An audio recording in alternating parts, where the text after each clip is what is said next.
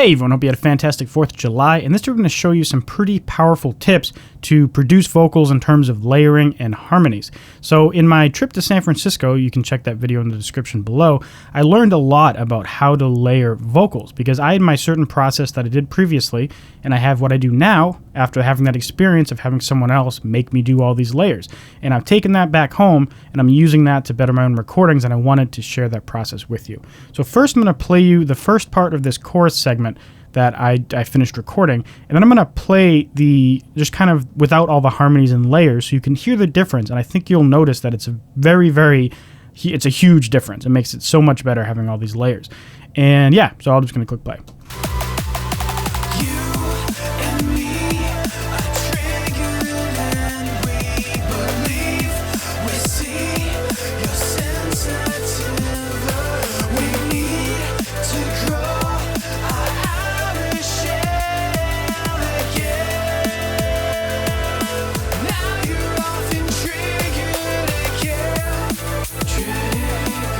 Now before we dive into this, I want to point out something important in my workflow that I think might help you out. Obviously I'm working in Logic Pro X in this, and you saw in my video, Logic Pro X versus Ableton Live, that there's certain things I recommend Live and Logic for. And of course here I'm using Logic for the tracking of vocals, but my actual song is just this stereo track. And that's because this track was an electronic track that had no actual audio bits in it, and I wanted to do the whole thing in Ableton. So then when I'm done with the writing, I bounce it out to a stereo track, import it into Logic, record all my vocals, and then once they're done and produced to a certain extent that I gives me enough control later, I just render them out as tracks or as groups and send them back into Ableton Live, and then from there I can treat them kind of like vocal stems. So if you ever bought a vocal pack from some vendor that's selling vocals as samples and loops, you can treat your own vocals the same way, and that gives you a lot of flexibility in terms of song structure later, because sometimes you might get this chorus or this post-chorus thing, and it might work in a completely different section than what you planned for. And that is in fact what I did with the rest of the vocals in the song, where I had different versions of choruses because after I wrote them and spent all the time recording them, I wasn't happy with them. So I kept rewriting the chorus and rewriting the verses, and I ended up using some of the choruses that were choruses before in replacement for the verses because I wasn't as happy with the verses, but I really liked the choruses. So just in terms of workflow, I thought that'd be kind of handy to know that there's nothing wrong with using two DAWs because some of them have advantages and different things, and Logic is in fact much more powerful and flexible when it comes to vocal recording and just really audio recording in general.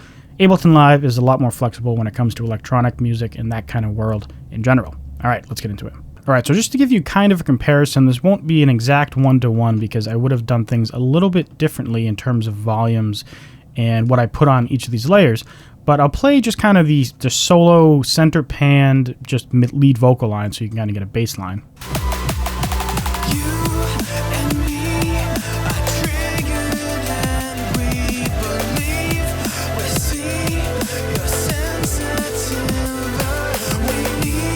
So it still has the same overall melody, of course, because it's still there, but the big difference is it lacks a lot of depth and stereo field effects, and I'll explain what that means. So the first thing to notice in this is that there are duplicates of both of the lead lines. So if I solo these two, you'll hear what I mean.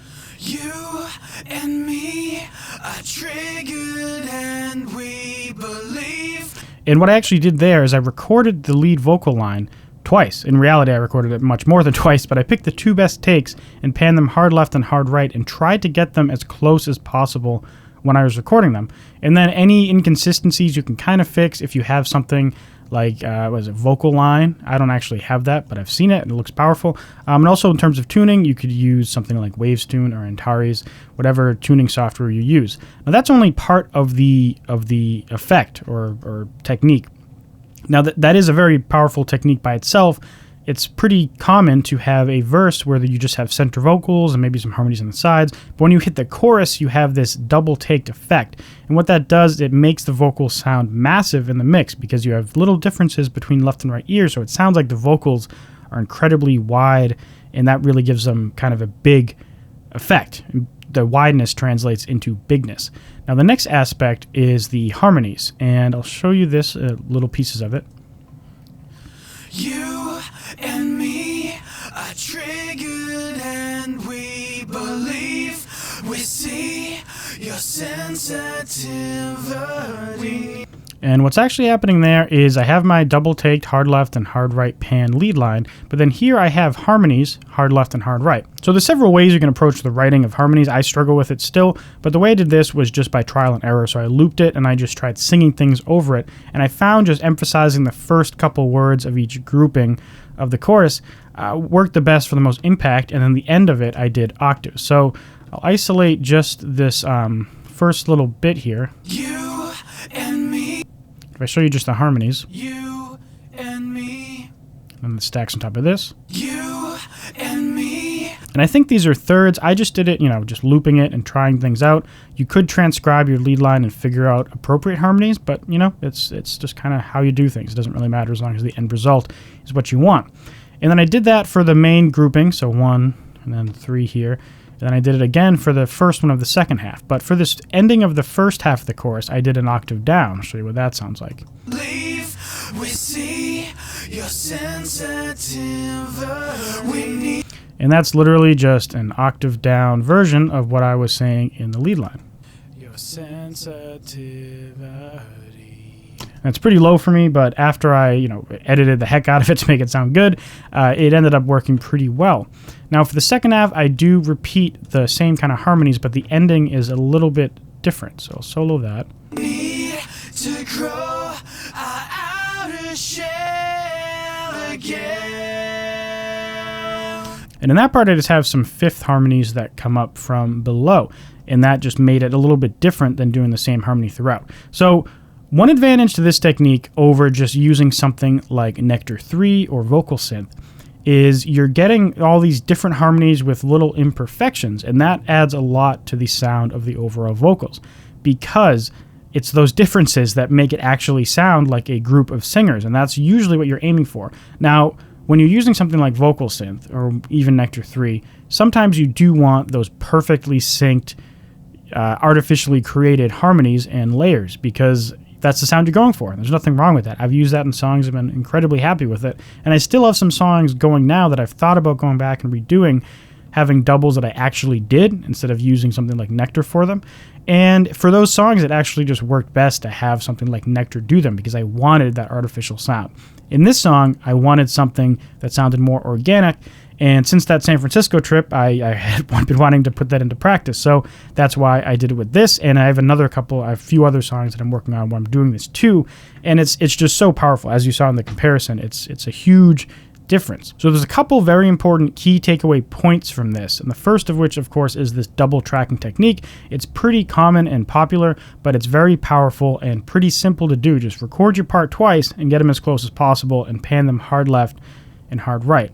The next of which is try to actually record your harmonies instead of pitch shifting parts around or using a fake software if you're going for that organic approach. When you're writing them, you could transcribe your vocal part using some software or figure it out yourself, or you can just try it improvising and see what sounds good to you. It might not necessarily be something that's perfectly in key with everything in the music. It might just work, whatever it is. And the next aspect of that is don't necessarily just do perfect harmonies that mimic the lead line. As you notice in here, I left gaps. I didn't just harmonize the whole thing, and I did different harmonies throughout. Here I think I have thirds, octave down, thirds, and then low fifths. And that creates a sense of different moving harmonies, which I think is called counterpoint. In this case, it's a little less pronounced because each individual part is just a perfect harmony, but you could have different melodies working around inside of your actual lead line. So let me know in the comments if you have any special tips or techniques when it comes to the layering and production of vocals, or if not, just let me know which part of this video you found the most helpful. I'm leaving you this playlist on screen of other music production technique videos I've done in the past that I think you'll find very helpful if you enjoy this video, and subscribe for more because I upload videos every single Tuesday and Friday, and I'll see you in the next video. Bye.